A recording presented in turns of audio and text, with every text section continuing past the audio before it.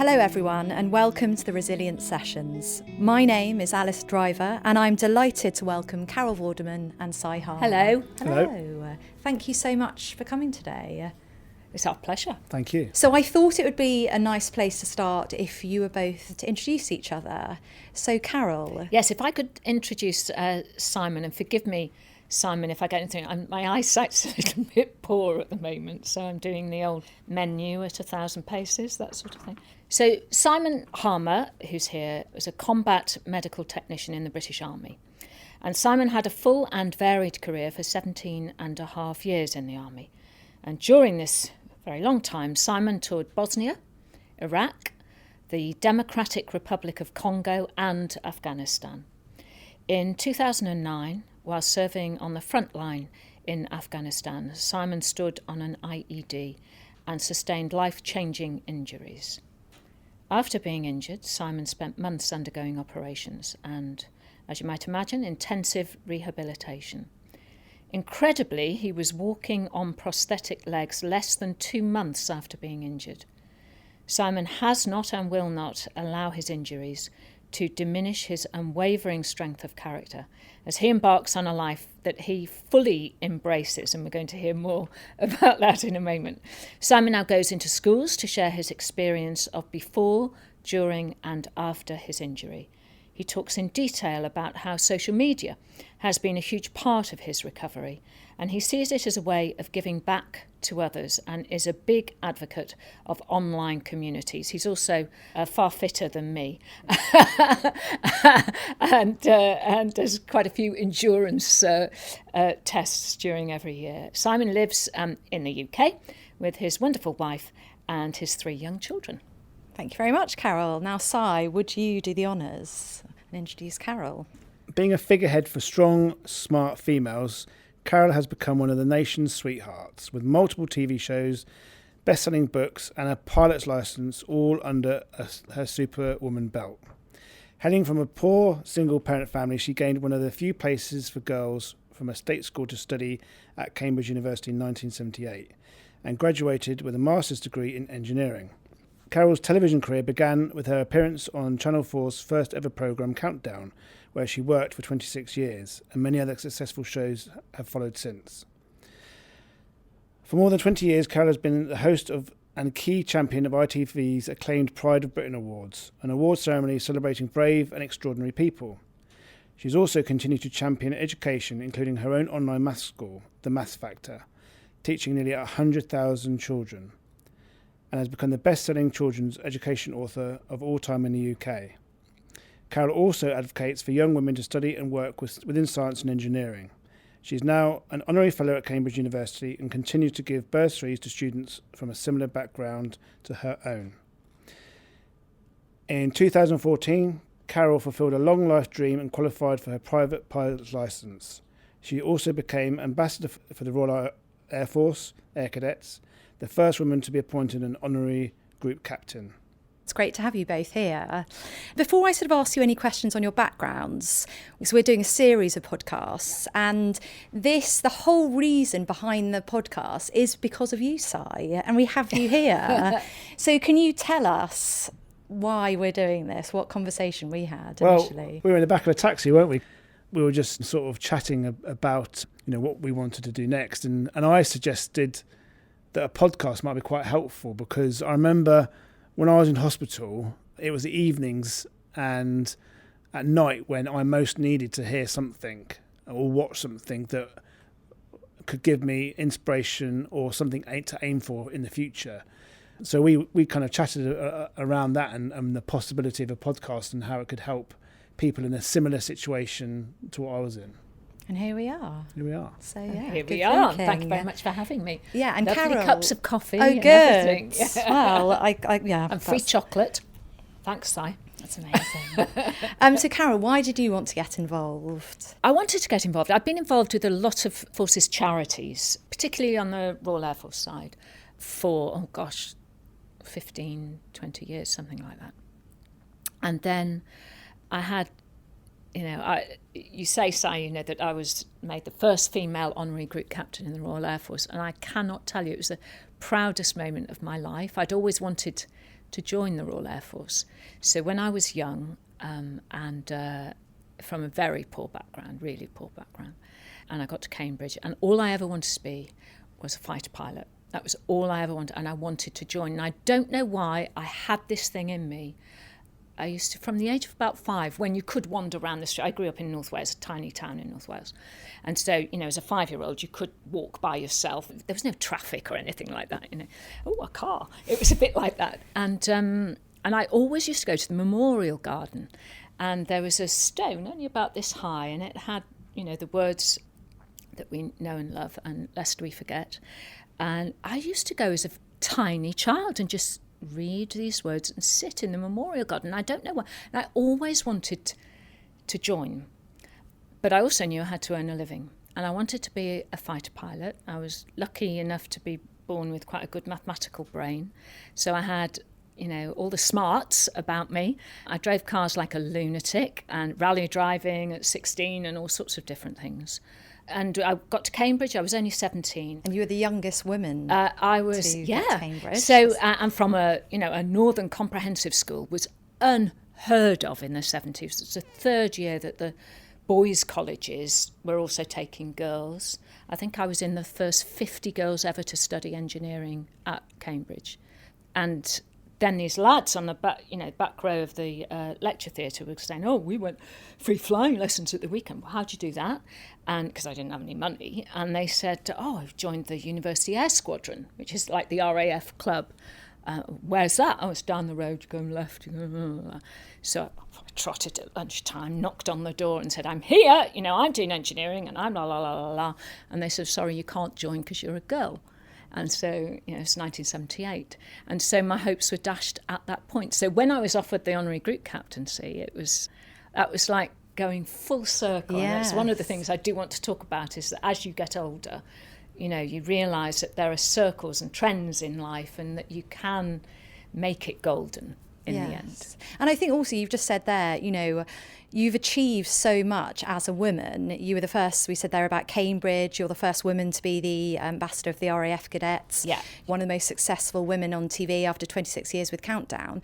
What has motivated you? Do you know what I think it was? I think it was hardship that motivated me. And people are motivated by different things. And my father was in the Dutch resistance during the war, and actually stood on an IED by the River Maas. And when the Nazis had found this little pocket, he was a radio man for the Dutch resistance, and they'd found this little pocket of the Dutch resistance, and they ran to the River Maas, and the Allied forces were the other side, and 3 of them were in a boat, not my father, going across the river. And they were on the bank, and he stood on an IED, and the searchlights came on, and the men in the boat obviously were then shot. But my father and a few others escaped back, and eventually he came over to the UK. Wow. And was he injured? Yes, he was injured. But this is the irony. So my father, who in my mind was this great hero, I never met my father until I was in my 40s. He had an affair when my mother was pregnant with me, and they parted when I was 3 weeks old. And my father would come and see my brother and sister, who were about 10 years older than me, but would have nothing to do with me. So I grew up, had to sleep in a room with 4 of us until I was 9, and then my mum remarried, and then she kept leaving my stepfather. He was an Italian prisoner of war.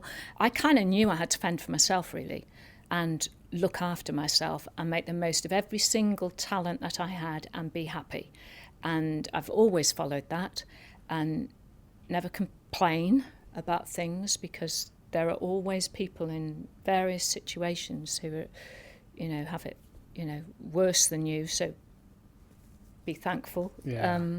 And I wake up every morning and think that way. I count my blessings, and I always have. But it's given me a fire and a feistiness that perhaps if I'd had my children's upbringing, I wouldn't have that within me. But I think it's from that. Okay, that's just driven you as well. It's amazing. And Si, the same question to you. What do you think's your proudest moment? It's one of those really difficult questions, isn't it? And I kind of have to look after my injury when, I had my children, because, when I was injured and only just being married, I didn't honestly know if I could have children because of the nature of my injuries. So I had to kind of wait and see. So I was injured in the October, and then eventually left Selly Oak, started at Headley Court, and then we thought that we would have, if we were to have IVF, we thought we'd have to have that sort of bank of trying until we could have it. We thought those were the rules. So we, started trying in the May, and we were fortunate enough, and, Marissa fell pregnant, and we soon had Sophia, which is my eldest daughter. So it's kind of my kids. They're the ones, I want everything to be for them, and I want them to be a better person than I am. And I kind of, I do everything for my children, or I try to. And I really I want them to have kind of like the childhood that I didn't have. Was yours a difficult childhood? It wasn't difficult, no. It was sparse. I've got a twin brother. We were looked after and we were loved. We were brought up in a stable relationship, but we weren't rich by any stretch of the margin. And I kind of want my children to have the stuff that I didn't have. Carol, you mentioned that your children have had a very different upbringing Yes. to yourself. Yes. How do you instill resilience and determination in your children when maybe they haven't had the background you've had? They've grown up in wealth, to be perfectly honest. So I've done it by not spoiling them, and they are two very nice young people who work hard. I've always said to them, you're not better than anybody else. And this is from when they were, you're not better. Money does not mean you are better than anybody else. Kindness makes somebody a better person. And we should share things with other people. And this is something that I've kind of instilled, but not just said the words, practiced it as well. They have their father's surname, because Vorderman is quite identifiable. So I never promoted them in any way, as a lot of celebrities do. You find a rare photograph of my children up until the age of 18, obviously, when the press could get at them a little bit. And so they're their own people, and I always wanted them to be their own people. And one of the things that, because I loved being, I wasn't so keen on being a mother to little ones. I mean, I did all the stuff. As a mother to little ones, I know. Well, going to the park and pushing the swing for the 500th time doesn't give me a thing. No. But mother of teenagers, oh yeah. So what I did from when they were teenagers was I said, right, sat each one down, because they're now 22 and 26, and said, right, I'm not telling you what to do anymore. You're going to make all the decisions. But here's the rule. If you say, I'm not going to do my homework tonight, and that's fine, but the rule is that we go through do it or don't do it and the consequences, and then you make the choice. And that's what we did. And so they took responsibility for their own decisions. From an early age. Yeah, and it makes such a difference. I'm going to be keeping that tip. Yeah, such a difference. Rather than, you are going to do it, doesn't work. Yeah. And what about your own children, Si? You said you could relate to what Carol was saying. I want them to be a better version than me. So I want them to be more than I was, kind of like have more opportunities than I did. And to appreciate those opportunities as well. Because I love a proverb or a quote, and the line, that we rise by lifting each other. I want them to understand that. It comes kind of back to what you were saying about kindness, that, you can have all the money in the world. You can be a particular kind of person, but without kindness, I don't think that you're anybody. And I think I was quite blessed in the job that I did in the medical corps, which is where I got to mix with all sorts of different people. And also, it was a little bit different than being in the rest of the military, where kindness was actually, I suppose it should have been in the job description, really. So can you tell us a bit about what you did in the army? Yeah, so I was a combat medical technician. So it's kind of a bit of a jack of all trades. We know a little bit about everything. We know a little bit about trauma and how to treat it, a little bit about primary healthcare and how to treat coughs, colds and twisted ankles, a little bit of preventative healthcare, environmental health, because we could be the only clinician or first aider or first responder within miles and miles and miles, and we might only have access to a doctor on a sat phone or a radio. And I was often in that position where I would be the senior clinician with no qualifications whatsoever in a remote location. And that's what happened. It's a big responsibility. So, and having to make a decision about sometimes quite mundane clinical things, but also understanding the bigger tactical picture about whether someone could be released to go back to get treatment for something, or if I would try and treat them with me. I had to make some big decisions on my own sometimes. So can you take us back to 2009 when you were out in Afghanistan, weren't you? Yeah. And can you tell us what happened there? I was in country for a month, and the first 4 days is acclimatisation training, which is zeroing your weapon and going through some in-house training before you deploy out to the ground. So I was actually out on the ground for 26 days. But you've been in Bosnia before, hadn't you? Oh, I've been there twice. Yeah. The Congo and Iraq, and they were all different than Afghanistan. And Afghanistan is far more dangerous than anywhere else I'd been.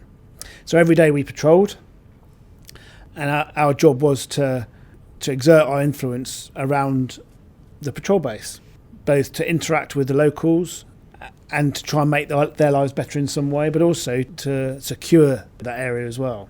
So it was extremely dangerous every time we left the patrol base. We would often get into firefights, or on the radio scanner, which our interpreter had, he would hear that there was a threat that was going to happen to us. And clearly, when things did go bad, I had to treat those. So, I treated gunshot wounds and IED blasts, and it was a real test of my ability. I bet. And what happened? It was in November time, is that right, of that year? I was hit on the 26th of October, and we were leaving our patrol base on a routine patrol. We were going to leave for about 3 or 4 days to go and clear some compounds. I left with a bunch of guys and activated an improvised explosive device, which took off my right leg, damaged my left leg, and I got a whole bunch of other injuries. And I actually didn't think I was going to make it back to the UK, but with the advances of medical treatment and knowledge, I was lucky enough to find myself back in Birmingham a couple of days after I'd been injured. So I was very lucky indeed. Now, in a sort of a sentence there, you've just summed up like this defining moment. Yeah. What was it like after you'd stepped on that IED? So I was unconscious initially, and I actually remember being unconscious, which is kind of weird. But when I was unconscious, I didn't know that I was injured at that point. And when I became conscious again and then saw everything that had happened to me, because my pants and my trousers had been blown off so I could see everything that had happened to me, then the realisation really sank in. And I was under no illusions of my chances of getting back to the UK. And I thought they were pretty slim. As in, making it back alive? I didn't think I was going to make it back. And it deeply affected me, because I'd only been married for 87 days at that point. And I couldn't bear the thought of leaving my wife back at home on her own. Metaphorically speaking, I held on with the tips of my fingers, and tried to stay alive, I suppose. For her? For her, yeah. As you mentioned earlier, you got injured out on the ground, yep. And then you got casevaced back to Camp Bastion. Yeah. What was that like? They realised I was the medic, and I'm supposed to be treating myself, which I couldn't do. So they had to make. Was there presumably another medic? Yeah, there was 2 more back up at our patrol base, and obviously they couldn't come out to me because it would put them in more danger. So they took me to them outside our patrol base, which is where they utterly saved my life there, with tourniquets on both legs. We don't use tubes in a vein. We drill holes into bones to put fluids and drugs into somebody. And what they did for me there, stabilising me and actually stopping me bleeding out, utterly saved my life. And then obviously the RAF crews, what they did, utterly again saved my life, because we're 40 kilometres away from Camp Bastion. If it was a road trip, which would be impossible, I would not have made it back. I wouldn't have made it back. And then when I eventually got there, it's a team effort. So people from all over the world, from different services, from the Army, Navy and the Air Force, all helped me live. And they are trained in the NHS, essentially. So the NHS played their part in saving my life as well, in a remote corner of Afghanistan. You've spoken about this has had an impact on you physically, but also you speak about living your life as a thank you.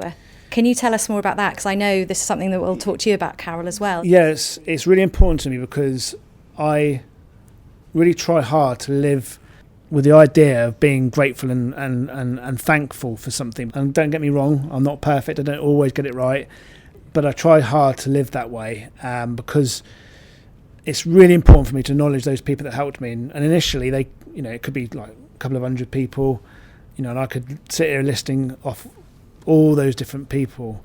But to this day, it's 10 years this year that I got injured. That runs into the thousands. All those people that have helped me. And if it's one person putting 50p in a charitable pot, they've helped me on my journey in some way. So it's both people that are unknown to me and known to me that have helped me get to this spot in time. And I didn't do it on my own. And would you say that's now your motto for life? A little bit, yeah, absolutely. And I think we can all take a sort of a moment to reflect, because even the best of us out there, none of us got to where we are in life without somebody helping us. Absolutely. So Carol, how about you? Why is gratitude and being thankful important to you? I've experienced things that I could never have dreamt of as a young girl, and good things, and met people I never ever thought that I would ever come close to. And if I can't be grateful for the life I've had, then it's just not worth having, frankly. And I've always been driven by a need, really, to give something back.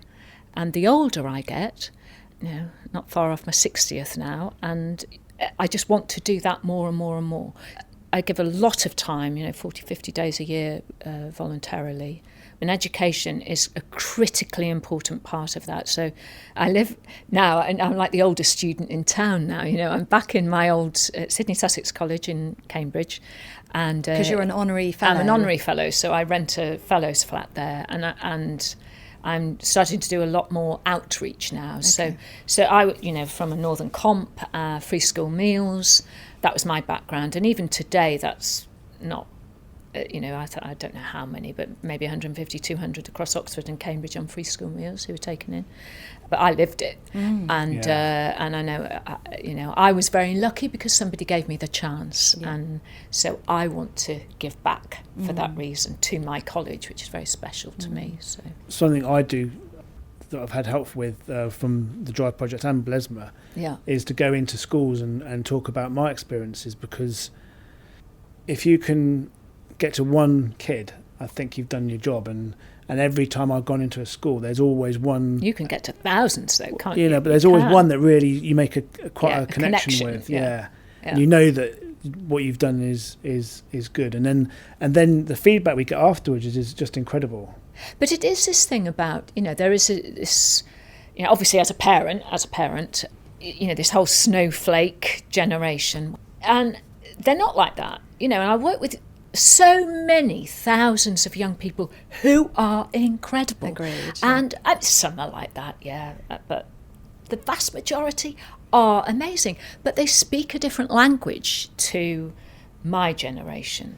So my generation, have to start to understand it's just different. It's like my mother didn't learn to drive, and yet everybody in my generation and below would expect as a woman to learn to drive. My generation, I wasn't allowed to join the Air Force because I was a woman. Well, my son, it was like, well, girls are the same as boys. Why wouldn't they have the same opportunities? It doesn't even come into his head that there should be a difference between what's available. But you've made a choice to use your platform for good, and to use your voice to make changes. Yes, and I have, and I do it more and more and more. But you get so much back. And I would say those are the greatest gifts. And, the best week of my entire life, and it's been one hell of a life, I have to say, was last summer, and it was the RAF 100 week in July. And I was so privileged to be in Westminster Abbey for that memorial service, and then at Horse Guards Parade.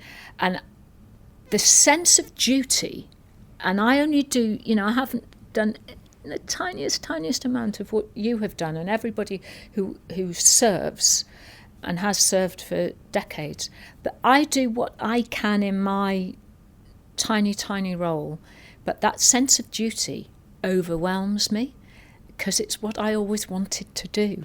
And that sense of service is something that in my trite and shallow industry, which is media, basically, which is about who's wearing what and, have they done this and who's put on weight and lost weight. And they are at the extremes of what are important. And my heart is with the services. My business is on the other side. How do you square it, being knocked back by the RAF and then being so I involved? Celebrate it. That's what I do, because I celebrate the differences over 40 years now. And because you were turned down as a fighter pilot. Yeah, I was turned down as a pilot. Well, get a grip, Vorderman. You've gone on and done other things.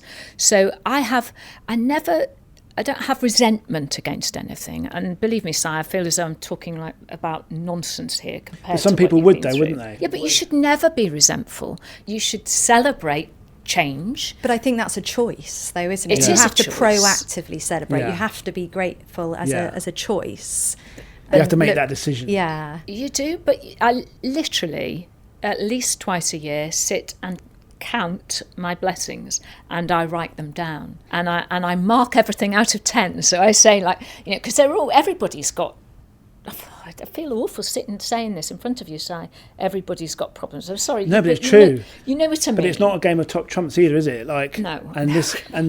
This isn't a game being in pain or whatever, or discomfort physically or mentally. It's all valid in my opinion, but finding a way beyond it is the challenge. So what I do is I separate things into, this is how I do it, so there can be issues with work or press or whatever it might be, or somebody's having a problem in their relationship, or but if you separate, you go, right, am I living where I want to live? And it's 10 out of 10. Is my daughter really happy and doing what she wants to do and fulfilling it? 10 out of 10. Is my son absolutely 10 out of 10?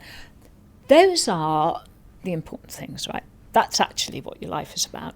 And then you have the other things. Oh yeah, I need to sort that out. And actually then they go, ooh, and they kind of sift out. They lose their power. Yeah. But that's such a practical technique that you can use, that anyone can use to really. You've got to write it down. Well, I remember being in hospital and this nurse approached me, and I'd love to see her again actually, because I remember at the time it all felt kind of weird. And she came over to me. Was this in Selly Oak? Yeah, this is in Selly Oak. And she said to try and find 3 good things from 1 bad.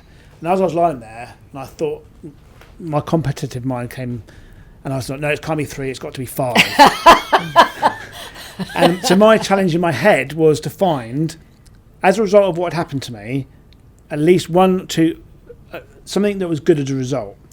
So it could be small, like, I don't know, watching Homes Under the Hammer on TV, or Classic. and which really got me through hospital. Or it could be getting a phone call from one of my mates who was deployed out somewhere else. Or it could be getting into a wheelchair and going down to the pub for a beer. Those were the small things. But my challenge to me was to make those things bigger each week or each day and acknowledge them as a direct result of being injured. So today I'm sat in a room in London with Carol Vorderman doing a podcast. So it's got to be a good thing as a result of what happened to me 10 years ago. You've both mentioned about things that you've had to deal with over the years, which have required great resilience on both of your parts. Some people talk about this light bulb moment, where there's this one moment when they just see the light, essentially, and just go, I get it, that's how I have to move forward. But then the other week when we were chatting, someone described it as fairy lights, a series of light bulb moments. What would you say, Carol? Would you? I don't say think there there's was a one light thing? bulb moment. No? I don't think so. I think there are moments when you go, I'm not having this. You have to stand up, not only for yourself, whether it's for yourself or for your family or for something that you believe in, and be the tall poppy. And to be honest, as one of the first women in, on national telly, really, when I joined, I think Angela Rippon had been reading the news for a few years, and then there was Esther Ranson, and everybody else was sort of a dolly bird. So to have a voice that was taken seriously was something. And also there was and there still is, a very London-centric attitude in the media. But I had a strong northern accent, and people would go, oh, hey, up, oh. So was stupid. And I used to think, well, it's different now.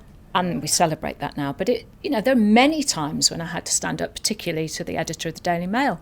But I learned to get very litigious, so I'd get lawyers onto whoever said I was this, that and the other, and as they have done in the past, and then they back off. But that must have taken great strength to do that. Yeah, but I'm a steely old bird.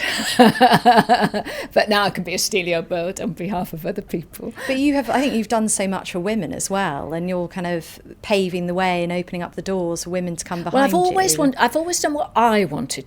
I don't mean it like, look at me, but I've taken my own advice. I don't follow what the pack is doing. I don't deliberately go against the pack, but particularly now, having lived nearly 6 decades, you see there are fashions in politics.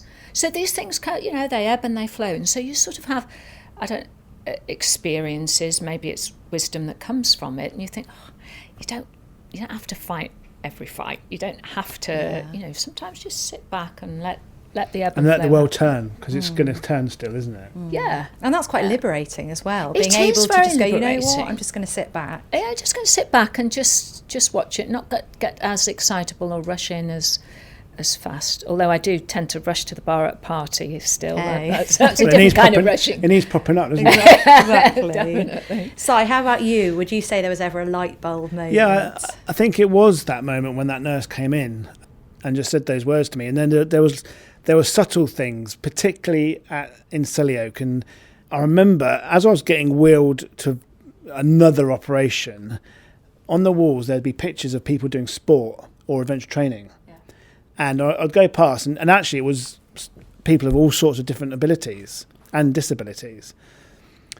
And I'd go past, and it was almost like I was being drip-fed inspiration almost, and thinking, oh, yeah, there's someone skiing there, but they're doing it in a sit ski. And I do remember that had a profound effect on me quite early on. But also, because I was a little bit older than a lot of the other guys that had been injured, sometimes they'd kind of asked me to go and speak to some of the younger lads and help them out a little bit and put a little bit of context into what had happened, and clearly it's not the same even if we both have lost both of our legs. I was 33 when I was injured, they might be 19 or 20, and those are 2 different ages to get injured in the way that we have been. So for me, I suppose I look at it slightly differently, and that light bulb moment for me, I suppose, happened quite early on in Selly-Oak. Si, you've spoken about how social media has been a part of your recovery. Yeah, it was something easy to do, because it was a voice that I could, one, speak to my family back at home in the middle of the desert in Afghanistan with using the technology we had then. Yeah. So we could still communicate. Very different then. Absolutely, because when I first went to Bosnia, it was a bluey. It was a letter that you had to write and send in the post and wait for one to come back to you. Now I could come back in from a patrol after being in a firefight, get onto Facebook and chat with my wife back at home.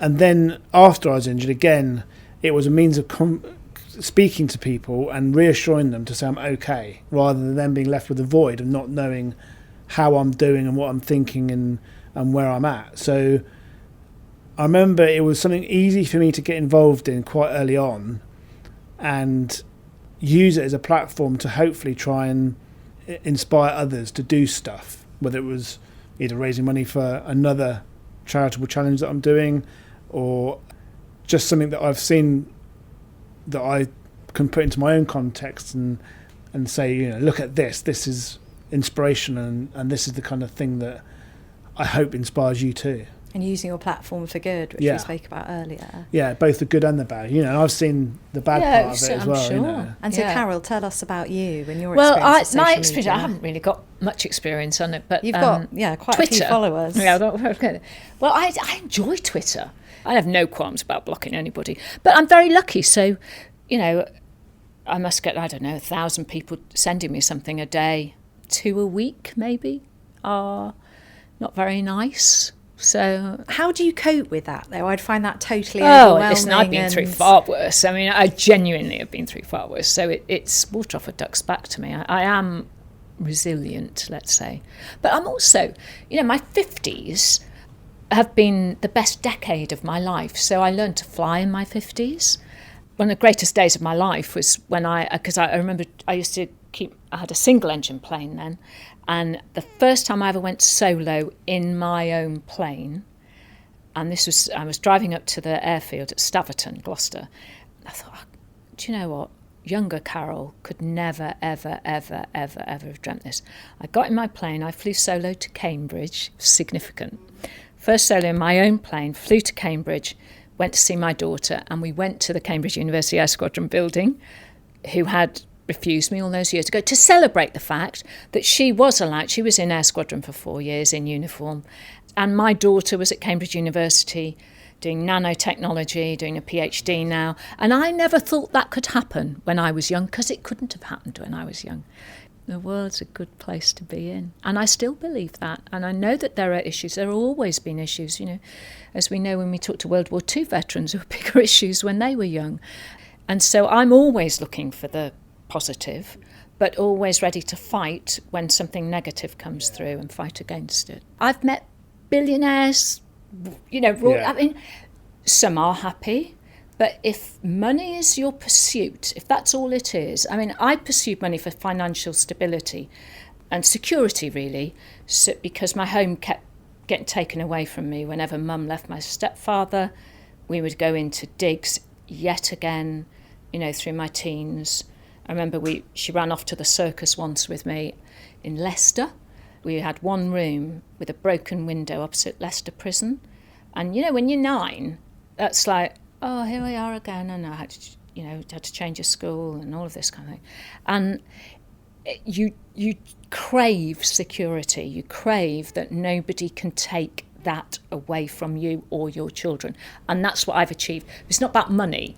No. Does that make sense? Yes. There's a big difference. Yeah, it's stability. And those who are just after adding another number to a number, there's no point.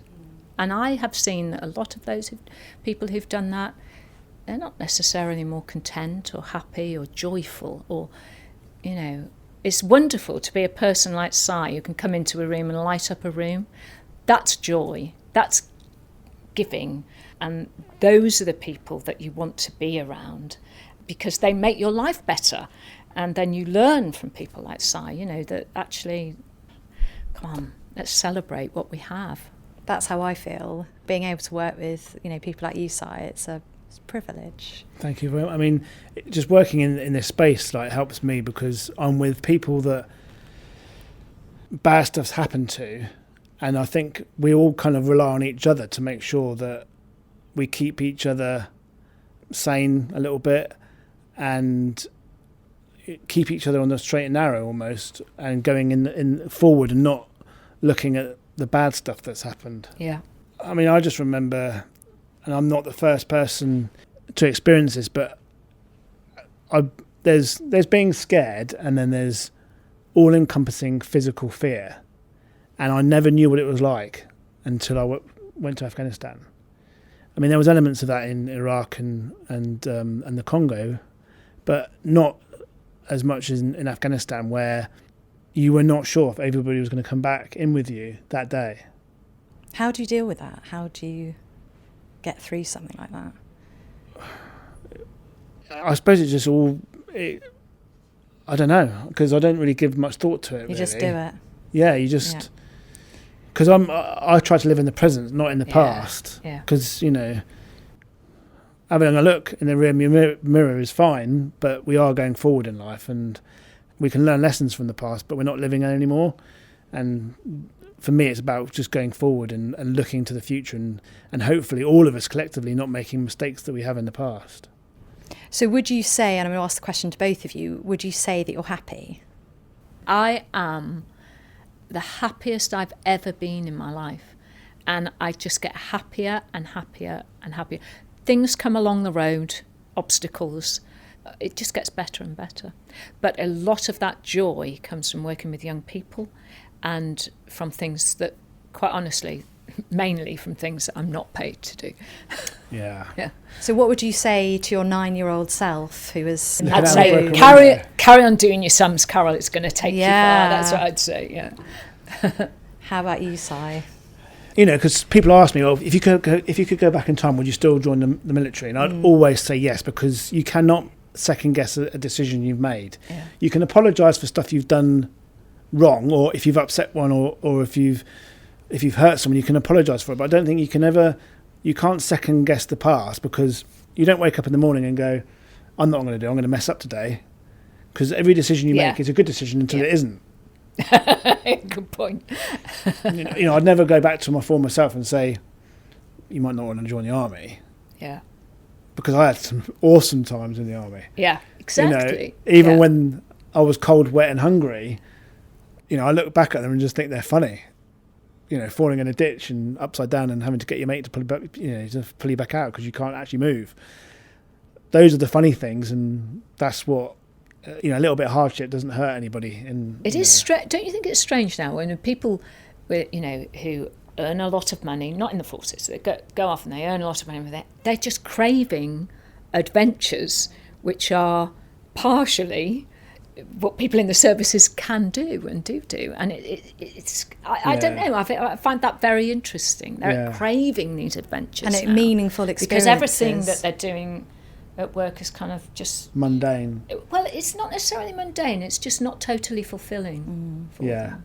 That's what I. Because it's like being it's like being a hamster on a wheel, isn't it? Just going round and round. Yeah. And sometimes you need to jump off it. And do something different. Yeah. Now, Carol, you have hosted the Pride of Britain Awards for the last 20 years. Yeah. You must have heard some amazing stories. Yes, I have, many of them from the military. Who really stands out for you? Can you pick unfair one? Question. Well, there are hundreds of Pride of Britain award winners. 2 of my very best friends I met because they've won awards. Lovely. And why do you think it's important that we, the audience and sort of general public, hear these stories? I think because there's something within us as human beings where we recognise goodness, and it triggers something that is almost animalistic, if in a good way. Does that make sense? Because it's a story. It's a story. It's someone's story, and you're learning about them. And actually, it comes back to this whole thing about being grateful, doesn't it? It engages you with your heart, and then I think once it gets you there, and then suddenly it's like, I'm listening. And then after it, you think, do you know what? The world. You think the world is a good for these people to be in the world. It's actually a good place to be in. Yeah, that's lovely. Wow, yeah, congratulations. That's totally amazing. They'll kick me out one day, but not for a while. And how about you, Si? You have spent the last 10 years raising over £1 million for charity. What has motivated you to do that? Do you know what? I just felt I was getting help early on. Even if it's something simple like having a wash kit and some clothes. I didn't even have my wedding ring on when I came back from Afghanistan. So it's even the little things that have helped me along the way. From charities? Yeah, from various different charities. So I felt that I owed them a debt in some way, and I had to pay back what I'd just taken. But not just pay it back, hopefully add some value to what I'd just taken from them, and it was there for the next person to use. I felt like I owed them that money back. Okay. And there was a real, as Carol said, a sense of duty as well. Yeah, I felt... it's not that I felt uncomfortable being given it, because we're very British in that sense, aren't we? Yeah, we are, yeah. You know, where you've just been given this, or better give it back. So, yeah, for me, it was about replacing what I had just taken, and so it was there for the next person coming through, because, you know, there was a long line of us coming through that conveyor belt, you know, Silly Oak and Hilly Court. It was a pretty amazing legacy, over £1 million. It is incredible, yeah. Yeah, it was... But I had a lot of fun doing it on the way as well. So. Why not? Now, we're coming to the end of our podcast, and thank you to you both so much for sharing. How have you found the conversation today? Well, for me, actually, I've learned loads about Carol that, you don't really share. Yeah, me too. Even in all the research. And also, I know how kids learn. So how you learn whilst going through what you did, I'll never know. Because I had a pretty secure upbringing and I learned nothing. How about you, Carol? Well, Si is incredible, and I didn't realise that you'd raised over £1 million, which is an extraordinary number. I think it's wonderful that you've got 3 young children. Yeah, they're... And that, they've got this great dad, and they're going to have a great future. And you said your youngest is a bit of a tomboy, is that right? She's just a complete savage, to be honest with you. She's 3 years old. Give her a break. Yeah, but she, I showed you, she cut all her hair off. Just because her brother was going for a haircut, she just said, I need a haircut, and chopped all her hair off. No, they're all individuals themselves, and they're all extremely funny and Isn't that the key to it all? Yeah, because we're not clones. Everybody's saying, here's a tick list of what the perfect child should be, what the perfect childhood should be, what the perfect life should be, what the perfect mother should. There's no such checklist. No, there isn't at all. There just isn't, and a lot of it comes from this.